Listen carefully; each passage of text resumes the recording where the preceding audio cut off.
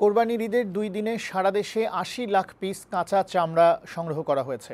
এর মধ্যে সাভারে চামড়া শিল্পনগরীতে সংগ্রহ করা হয়েছে 4,75,000 পিস।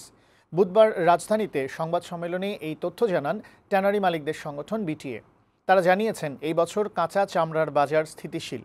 আরও জানাচ্ছেন তানজিলা নিঝুম।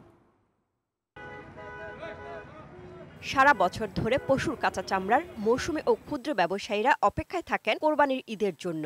এই ঈদের সময় পশুর কাঁচা চামড়ার 60% সংগ্রহ করা হয়। গত কয়েক বছর ধরে কাঁচা চামড়ার বাজার অস্থিতিশীল থাকলেও এবারের চিত্র ভিন্ন বলে জানালেন ট্যানারি অ্যাসোসিয়েশনের চেয়ারম্যান শাহিন আহমেদ। বুধবার রাজধানীর একটি কনভেনশন হলে ঈদ পরবর্তী সংবাদ সম্মেলনে চামড়া সংগ্রহের চিত্র তুলে ধরেন তিনি। আবার চামড়া শিল্পনগরীতে প্রায় 4,75,000 পিস চামড়া আমরা সংগ্রহ করেছি। সারা বাংলাদেশে আপনার প্রায় 80 লক্ষ পিস চামড়া আপনার লবণ দেওয়া হয়েছে। এদিকে সাভারের হেমায়েতপুরে বিসিক চামড়া শিল্পনগরীতে কুরবানির পশুর লবণযুক্ত চামড়া সংগ্রহ শুরু হয়েছে।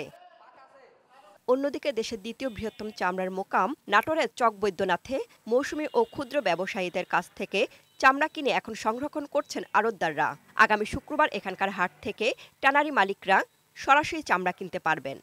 রেটের কাছাকাছি মাল কেনা হয়েছে, তারা যে রেটটা দিয়েছে রেট মোতাবেক মাল বেচা কেনা হয়েছে। এছাড়া 4 লাখের বেশি পশুর চামড়া লবণজাত করেছে চট্টগ্রামের আড়তদাররা। তবে দাম নিয়ে এবারও অসন্তুষ্ট মৌসুমী ব্যবসায়ীরা। আড়তদাররা বলছেন লবণের দাম বাড়ায় সরকারের বেঁধে দেয়া দামে তারা চামড়া কিনতে পারেননি। তানজিলা নিঝুম, বৈশাখী সংবাদ।